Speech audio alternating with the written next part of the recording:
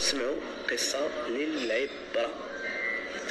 يعني اللي متابعين الصفحه ديالي على مواقع التواصل الاجتماعي يعرفوا بلي مؤخرا حطيت واحد المنشور على اساس عندي واحد لا كونفرنس دو بريس كبيره اللي غادي تكون في الجامعه اللي معروفه عالميا اللي هي هارفارد.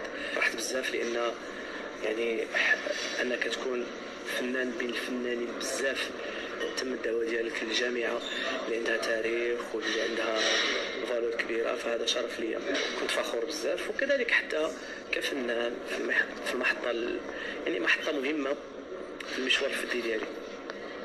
من خلال هاد لا كونفيرونس هادي كانوا غادي يكونوا صحافه، كانوا غادي يكونوا كذلك حتى ستودنت ديال هارفارد يونيفرسيتي، و يعني كنت غادي نتكلم على المشوار الفني ديالي، كنت غادي نتكلم على المحطات اللي مريت بها، على البدايات ديالي، على الفن، نوعيه الفن اللي كنقدم، على الثقافه ديال الثقافه المغربيه وكذلك حتى الفن المغربي. والغريب في الامر هو انني البارح كان عندي الطياره لنيويورك، جيت باش ندير التسجيل في المطار باش نشد الطريق لنيويورك باش نباتوا واحد الليله او ليله في نيويورك ومن بعد نمشيو لبوسطن للجامعه. وصولي للمطار من جينا نديروا التسجيل، داك السيد اللي كيسجل تما قال لي ودي راه عندك رفض، ممنوع عليك تدخل التراب الامريكي. تفاجات، يمكنش انا علاش غادي يعني يتم منعي من دخول التراب الامريكي؟ شنو غادي نكون داير؟ وفنان كيقدم الفن، ما عندي لا انتماء سياسي ولا انتماء لاي جهه او منظمه، كنقدم الفن ديالي، كنقدمو بطريقه جميله بطريقه زوينه اللي تليق بي انا كشخص، وكذلك كتمثل الثقافه او الفن ديال بلادي بصوره جميله. وهاد التظاهرات انا عزاز عليا بزاف لان من خلالهم كنبرز الفن ديالنا والتراث ديالنا والثقافه ديالنا ومن خلاله حتى الناس كيتعرفوا على المشوار الفني ديالنا. اذا ما قالوا لي انت غير مسموح وغير مرغوب فيك انك تدخل في امريكا، حاولنا نتواصلوا مع دوك الناس اللي تما، حاولوا يعيطوا لذاك المكتب ديال ليميغراسيون، ما عطاهم حتى شي جواب، كيقولوا لهم غير كاين رفض.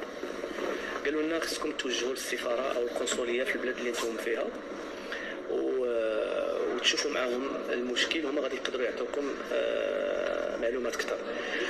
من خلال يعني الاتصالات اللي قامت بها الجهات المنظمه وكذلك حتى الفريق ديال العمل ديالي اللي يشتغل معايا، توصلنا بالرد، والرد هو رد مفاجئ صراحه، انا ما كنتش ننتظره. هو انني انايا مؤخرا زرت بلد من البلدان اللي هما عندهم في واحد لا ليست. اذا بين هاد الدول هادو كاينين امريكان دايرهم في واحد لا ليست، الناس اللي زاروا هاد الدول يقدروا يرفضوهم انهم يدخلوا للتراب الامريكي. وهذاك الشيء اللي وقع لي انا، لان مؤخرا زرت العراق، وفي هاد لا ليست كاين العراق، كاين ايران، كاين افغانستان، كاين الصومال، كاين لا ليست، يعني كاين هادو دول اللي كانوا فيهم حروب ومشاكل.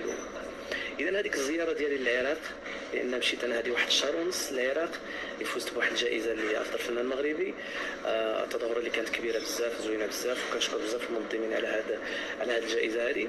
فمن خلال هذه السفريه ديالي للعراق تم منعي من دخول الولايات المتحده الامريكيه كامل، التراب الامريكي منعوا ندخل له.